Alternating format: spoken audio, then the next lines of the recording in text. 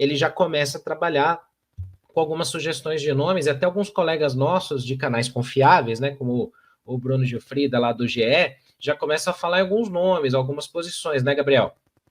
Exato, Senna. E aí, assim, acho que vale passar essa informação para a galera que ele entregou uma lista, então, de sugestões essa semana e de alvos a serem, então, observados pelo São Paulo Futebol Clube. E aí o GE traz a informação, que eu pude confirmar também essa manhã, de 3 alvos principais nesse mercado de transferências. Um ponta polivalente, que a gente já tinha comentado aqui, então um ponta que jogue nas duas, né, que possa fazer ali ponta esquerda e ponta direita também, né, que faça aí meio Michel Araújo, sabe, joga em todo lugar ali do meio do campo, um cara que faça algo nesse sentido. E a informação nova é a busca por um lateral direito. São Paulo entende que nesse momento vai precisar contratar mais um lateral direito e vai observar no mercado de transferências as possibilidades e também um zagueiro, que a gente tinha comentado aqui, e esse não é assim alvo 1, não é uma prioridade financeira, mas o São Paulo vai ficar de olho em chances de mercado para trazer mais um zagueiro para esse plantel. Foram enviadas as ideias do Crespo, então, essa semana, e aí tem uma lista, né, do que vai ser prioridade para o São Paulo buscar. Ele conhece muitos jogadores aí da América do Sul, mas o São Paulo ainda não começou esses contatos, né? Então, ainda vai ter um chão para que comece aí a enviar ofertas e que a gente possa trazer informação de quem de fato pode chegar. Hoje o São Paulo tem saídas, né? Tem já 3 saídas confirmadas, Juan, Lisiero e o próprio Igor Vinícius, e deve confirmar também a saída do Alves. Seria a 4ª saída ainda essa semana, e aí o São Paulo vai em busca do mercado. Boa. E até para a gente poder bater um papo aqui, depois eu leio o chat também para ver as opiniões. O Raí, a gente olha aqui assim no elenco do São Paulo, né? Agradecendo aí nosso time aqui da produção, aí o Mascari, aí, que preparou essa arte aqui para nós. O elenco do São Paulo, ele dá uma enxugada, né? Ele perde aí esses nomes que o Gabriel falou, né? Saiu o Juan, saiu o Igor Vinícius, Liseiro não vinha sendo utilizado, mas o São Paulo já começa a limpar alguns nomes ali. Trouxe o Dineno para o ataque, que ainda não dá para opinar, fez alguns minutos de jogo só com o Vasco. A gente olha ali que os meias realmente até em número, né, até em quantidade, é a posição mais carente que a gente tem ali. Volantes também, tem o Luan e o Negruti, que a gente falou que são incógnitas, mas a gente precisa de reforços, né? Claro que a gente sabe a situação financeira do clube, a gente sabe a situação que o São Paulo está neste momento, vai ter que olhar muito na oportunidade de mercado, como se fala, ou na criatividade de fazer trocas. O que você acha que dá para fazer, o Raí? Porque a gente lembra daquela situação lá do Crespo em 21, que ele indica Enzo Fernandes e outros nomes, e vem o William Trator e outros, né? Dá medo, né? O William Trator é demais, né? Ai, meu Deus do céu. Lembra do vídeo William. que saiu do William no treino? Que foi, acho que, o primeiro treino dele, que é ele dando uma trombada, um puta desarme, os caras, achamos o volante, temos o Que cara. loucura, né, cara? Que loucura. Cara, isso me lembra um pouco, isso me lembra um pouco, em outra medida, a temporada passada, né? Quando tem a janela do meio do ano, era um momento mais ou menos como esse, né? Em que os clubes iam disputar os mata-matas continentais, o São Paulo enfrentou o Nacional e passou para enfrentar o Botafogo, né? Nas quartas de final da Libertadores. O Botafogo contratou Luiz Henrique Almada. O São Paulo contratou Jamal Lewis e Santiago Longo. Deu no que deu, e mesmo assim competiu muito, né? Quase passou. Foi mais ali ineficácia do que bom desempenho do Botafogo na soma das eliminatórias, né? Mas acho que em outra medida é um exemplo que eu me lembrei agora. Cara, eu há algum tempo estava aqui em uma das nossas lives e fui perguntado sobre a questão do mercado, reforços, e eu vou responder a mesma coisa que respondi naquele dia. O São Paulo não tem condição financeira de contratar nenhum jogador nesse momento. Isso é o que eu penso. E eu, se estivesse na cadeira de presidente, além de várias outras coisas que faria diferente, uma delas seria não contratar nenhum jogador pagando por ele. É claro que o elenco tem lacunas, é claro que existem necessidades. A lateral direita é uma delas, muito urgente, aliás. Se você olhar para o meio-campo, ataque, diferentes características, você poderia qualificar mais o elenco, né? Você até tem opções, mas você poderia ter opções de mais qualidade. Mas isso não é possível, não é possível fazer isso, né? Com a condição financeira a qual São Paulo vive nesse momento. Endividado, com a dívida que só cresce, com problemas. E a gente está vendo aí a questão do Alan Franco, né? Há um desencontro relacionado a dinheiro, a pagamento, para que o contrato dele ainda não tenha sido renovado, né? Então eu não contrataria ninguém, a menos que surgisse uma oportunidade de uma troca ali em bases bem parecidas, aí ok, beleza. E acho que é um pouco isso, né? Um pouco esse o desafio aí para essa sequência, principalmente para o próximo ano. Pensando aí em um time para a próxima temporada. Para essa, eu não sei de verdade se a gente vai ver aí tantas mudanças, mas para a próxima, uma incorporação ou outra vai ter que ser feita de forma bastante criativa, buscar ali uma oportunidade legal de mercado, um jogador em fim de contrato, que não tem um vencimento tão alto, uma troca por um jogador que não vem atuando tanto. Vender, vai ser necessário vender. Eu sei que isso é um tema que não cai muito bem a uma boa parte da torcida. Ah, vende barato demais. A gente precisa entender a equação de uma venda, né? Não é só o que o jogador vale, mas é a situação do clube também. Você acha que sei lá, vou pegar um exemplo recente, o CSKA, né, que andou aí próximo de contratar o Matheus Alves.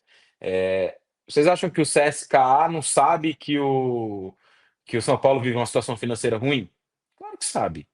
E isso desvaloriza, ou em alguma medida, desvaloriza o jogador. Não deveria, mas desvaloriza. O clube, quando vai fazer uma oferta, ele faz uma oferta menor, porque ele sabe que o clube que está vendendo está precisando vender.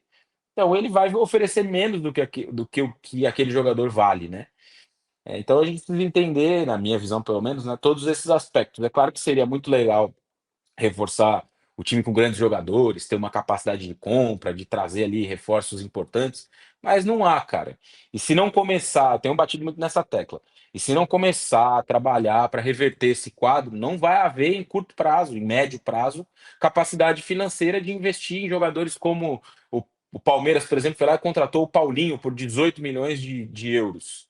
É um cara que tem tido ali dificuldades por conta de uma lesão, vai ter que fazer uma cirurgia de novo, mas é um jogadoraço, cara. É um cara que entrega 30 gols numa temporada. São Paulo não tem um jogador que entrega 30 gols numa temporada. Então, para você ter essa possibilidade de competir nesses termos com outros rivais, você vai precisar dar passos atrás. O São Paulo, há muitos anos, está adiando o futuro, não dá esse passo, não dá esse passo, não dá esse passo, em diferentes gestões, com diferentes justificativas. Agora, talvez, sinalize para isso.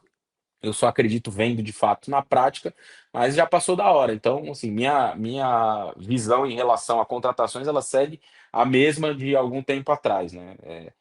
É preciso tomar esse remédio amargo de não investir, talvez ter times com menos qualidade, e aí você tem que tentar equilibrar essa balança de alguma forma, elevar a competitividade, organização, o trabalho de todos, um convencimento de que, ó, a gente vai precisar passar por esse momento difícil aqui para ali na frente, daqui 2, 3, 4, 5 anos, você poder competir num nível um pouco melhor. Só que esse momento o momento agora é esse.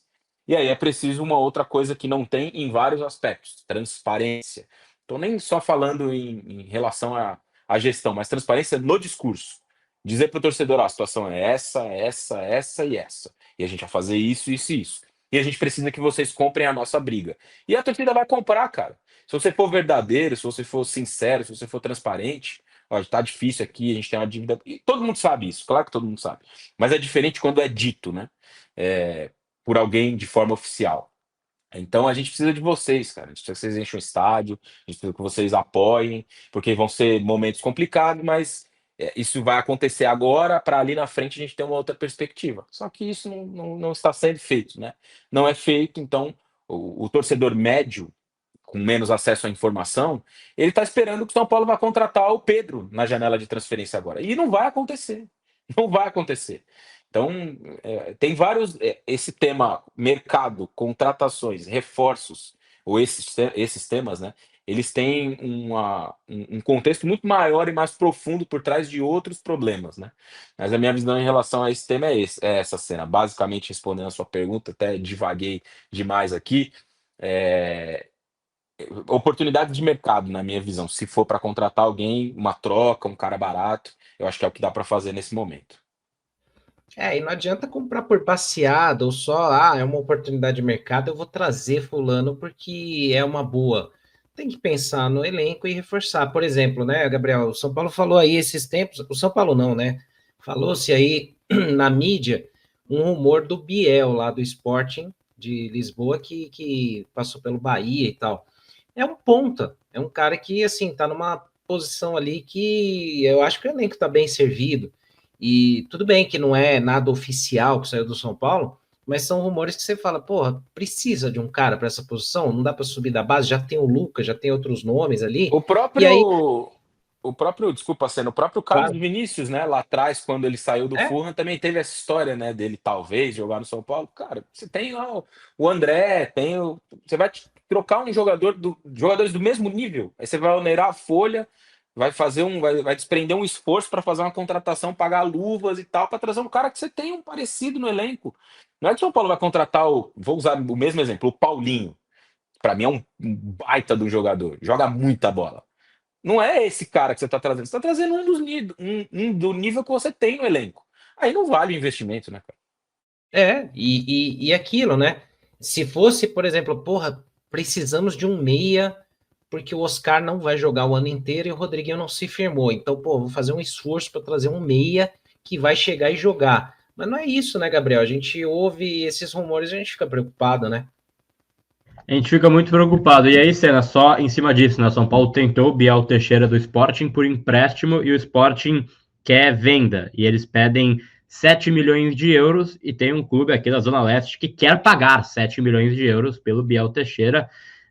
Enfim, Que loucura. assim, cara, cada um faz a sua gestão, né? Mas eu acho uma grande loucura. Agora, Um em clube que relação. não tem nem presidente deveria ser proibido de contratar qualquer jogador, cara. Que loucura. Exato. Eu sou bem a favor ao fair play financeiro no futebol brasileiro, por mais que isso possa impactar, por vezes, as ações do São Paulo Futebol Clube, acho que é um grande absurdo. Isso entre uma outra discussão, mas assim, por exemplo, o Cuiabá, ano passado, do Campeonato Brasileiro, né? Ele é rebaixado com 4, 5 clubes, cara, devendo 40 milhões, e é um clube que segue na régua, que segue bem, que segue pagando as contas em dia, e aí ele cai no lugar de um Corinthians que assim pegou nos últimos meses e saiu contratando meio mundo, contratou Memphis Depay, contratou 20 mil jogadores para assim poder não cair, né? E cara, assim nada acontece, né? Essa conta não chega. Então isso é uma outra discussão. Em relação a esse elenco do São Paulo, para mim, assim, para começar a posição por posição, goleiros, eu acho que o mundo ideal é uma saída do Jandrei, que não vai acontecer, a gente sabe muito bem, mas seria um assim, mundo ideal para limpar a folha salarial, que aí tem Yang, Leandro, jogadores que você pode também contar para a sequência da temporada. A zaga, acho que está bem servido, sim. A gente tem que considerar, né, o que ele vai querer com o Ferrarese, que isso é algo a ser pontuado. Aí tem o próprio Igão, que é pontuado da base, mas tem o Isaac também, né, que é um cara que está ainda oscilando no 20, mas é um jogador que já passou pelo profissional do Bragantino, está mais pronto, entre aspas, do que o Igão para subir no profissional. Então seria mais uma opção para a zaga. Na direita, Cedric Soares, Mike e Felisberto. Aí sim, eu acho que dá para pensar em ter mais uma contratação, e não porque eu não veja o Mike como pronto, mas é que o Cedric Soares a gente não sabe quanto que ele aguenta na temporada, né? E aí o Mike machucou agora de novo, é muito novo o Felisberto, então deixar isso apenas na mão do Mike, vai que o Cedric Soares machuca, que não é um cenário impossível, né? Ele é um cara que não está acostumado a jogar essa carga de jogos na temporada. Então, acho que seria de fato importante contratar mais um para essa posição, dentro daquele molde que a gente comentou, livre no mercado, que não seja um cara para chegar ali ganhando muito. Aí na esquerda, para mim, o São Paulo está bem servido. Eu ainda rodaria um empréstimo ou venda do Patrick, né? Para mim seria o mundo mais ideal. Acho que ele não está pronto para jogar no nosso profissional, e a gente conta com essa evolução também do Endo também, né? Que o Mário Pravato pontuou muito bem no chat, então pode virar mais uma opção para a direita aí também.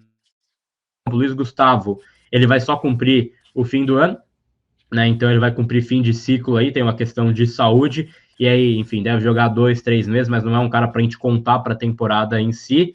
Aí tem a permanência do Marcos Antônio, Bobadilha e Alisson, jogadores que eu acho ainda importantes. Eu tentaria vender o Bobadilla, caso fosse possível, caso fosse, assim, viável no mercado. Eu assim, tentaria vender esse jogador. Para mim, ele não é um cara que dá para você ficar, sabe, mantendo muito. Ele não faz muita diferença, muito impacto em campo.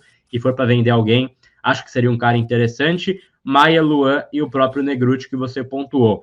Essa meia, para mim, me preocupa muito, Ricardo Senna. A gente falava aqui do Oscar, e assim, ele não mostrou nessa temporada e não mostrou assim, nas últimas temporadas que ele tem assim, condições de jogar 90 minutos todos os jogos da temporada, que são os jogos importantes.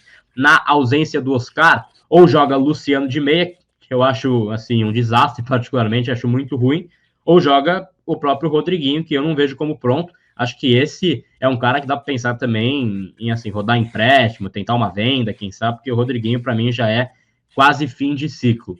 Os pontas, concordo com você. A gente tem Ferreirinha, tem o próprio Henrique Carmo, tem o Lucas surgindo, o Lucas Ferreira. Acho que dá para fazer um jogo ali e acho que não precisaria ir para o mercado contratar nenhum dessa posição. Então, desses alvos que são pontuados pelo São Paulo, né? Então, lembrando a matéria do GE, querem um cara para a direita, um ponta, não, enfim, ponta assim, polivalente, e talvez mais um zagueiro. Eu teria 2 alvos só, lateral direito e um meia criativo, um meia mais armador, que possa fazer aquele revezamento com o Oscar, porque isso me gera preocupação.